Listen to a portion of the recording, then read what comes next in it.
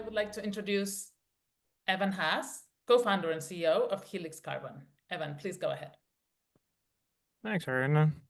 Great to be here and great to see a good crowd here. So, my name's Evan. I'm one of the co-founders of a company called Helix Carbon. We spun out of MIT with my co-founders Ariel First, who's a professor in chemical engineering, and Dave Brown, who was a graduate student with me, to really solve one specific problem, which is the emissions impact of the global steel industry. I think many people on this call are probably familiar with this, but it's a both enormous market and enormous in its emissions impact, right? And the vast majority of those emissions comes from the very first step, which is turning metallic iron ore rather, into metallic iron.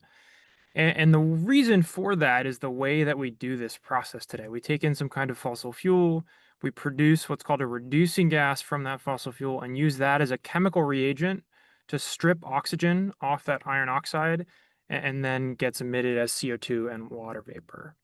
And so, this CO2 is really coming from this upstream carbon monoxide, but it's actually quite difficult to get rid of that carbon monoxide because it's necessary as a chemical reagent. It's providing heat for the reaction. It's also providing carbon, which, good quality steel obviously has carbon by definition. And so switching away from carbon monoxide is quite challenging. So how do you decarbonize a process that inherently requires carbon? That's the core challenge and why it has been so difficult to reduce emissions in this industry. And so we came up with a bit of a different solution, which is let's actually keep the carbon in here, but let's close the loop. Instead of letting that CO2 get emitted, let's pull that entire flue gas that includes both CO2 and water back into our electrolyzer. We selectively reduce the CO2 back into carbon monoxide and the water back into hydrogen for reinjection into the shaft furnace, right? And so it's a closed loop carbon neutral process, but most importantly, it requires zero process change at the level of the furnace. From the perspective of the iron making furnace, nothing is actually changing. The chemical inputs and outputs are identical, and so this is compatible across most existing iron making facilities globally in a way that there is not a technology solution for today. And so that's really our core product, is this electrolyzer that can take in not just pure CO2, but actually this dilute mixed gas, flue gas, which is really important for the economics here. We're taking that in directly, selectively reducing the spent components, the CO2 and water, back into CO and hydrogen for reinjection through to the shaft furnace. And as you might imagine, this is plenty of applications beyond steel. And so if this rings a bell to you, we're happy to chat about that as well. But we really see our core focus for now as in the steel industry for a couple of reasons, right? This is novel because it's a drop-in gas mix. It's interchangeable with fossil fuels, which also allows you to tap into a pretty critical piece of this, which is intermittency. You can run this alongside fossil fuels to dramatically reduce your emissions during times of the day when electricity is cheap and green. But for most geographies, you don't have green power 24/7. And so you can flip this on and off in a way that is not available to most legacy solutions. And it's also very flexible, right? You can partially decarbonize, you can entirely decarbonize. There's really a flexible slider here operationally because of that drop-in gas mix, because it's something that you can integrate day one without any changes in your process chemistry while producing green steel. And so what we do is we build electrolyzers that sit on site at our customers' facilities, whether they're chemical plants or particularly obviously steelmakers. We sit on site alongside them, take in their flue gas, and produce the existing chemical feedstocks and syngas that these sites already use. It allows them to stabilize the production of these feedstocks and perhaps more importantly, stabilize the price, right? Because you can tie it, instead of tying it to volatile energy markets, you can all of a sudden tie your economics to 20-year PPAs for power. And so it allows you a huge level of insurance on your cost stack as well in a pretty interesting way. And finally, it's drop-in, right? We're not trying to change any of the chemistries. It is a drop-in solution. But I think more importantly, perhaps, is the CapEx burden. If you're trying to decarbonize steelmaking, this is by far the lowest CapEx solution because it allows you to take advantage of legacy innovations in fossil-based steelmaking, which frankly has gotten really darn good. And so that's what we're trying to do here and build upon.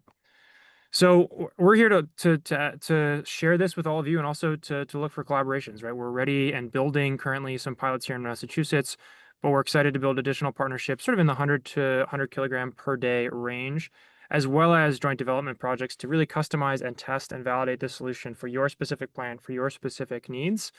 And then finally, if you're a user of steel and you're looking to decarbonize, we're also starting to explore green steel offtake agreements with many of the end consumers in those spaces. So if any of these describe you, please reach out and we'd love to discuss.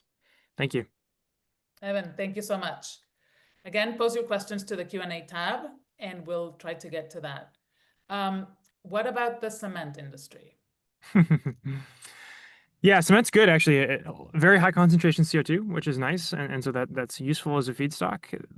I think the core challenge for us would be our whole model is we produce syngas and we want to use that on site, right? And so it's for industries where that is of chemical value. And so the ones that come to mind are really steel, like we talked about. There's also a broader suite like polycarbonates, polyurethanes, acetic acid, even pharmaceuticals. There's a broad suite of industrial chemicals that use carbon monoxide and or syngas as a chemical feedstock. And so we see those as our sort of places to start before perhaps expanding to other industries as well. Absolutely. Okay, cement will definitely be of interest. And then what is the technology on the stack? Can you talk a little about that, or is that the secret sauce? It's a little bit the secret sauce. Obviously there's innovations both on the stack side, sort of the design of the stack, as well as on the catalyst side. So the types of catalysts that we're using. One of the most important pieces is resilience here, the ability to operate in mixed gases, not just pure CO2. That's a huge difference from existing systems, as well as to operate intermittently with no degradation. I think both of those two are sort of the core technical differentiators of our system versus the current CO2 electrolyzers out there. And I just saw Anton's comment. Yeah, So right. it's funny that you say that. So one of our first partnerships is going to be at a biomass pyrolysis facility, but I don't know if we've ever looked at bio explicitly. So I'd be happy to, if you want to reach out to Evan at helixcarbon.co, I'd be more than happy to chat specifically about what you're envisioning. Because I think there's a much broader suite of bio. I'm a chemist, right? I'm not a biologist, and I think there's a lot of those types of industries that I wouldn't expect to see that have needs that we can serve. Yeah. Fantastic. Thank you, Evan. Thank you again, Mar and Grace. And if you'd like to connect with any of these startups now after today, please contact your ILP program director or us at Startup Exchange, and we'll all be able to help. Now, thanks, and back to you, Jose.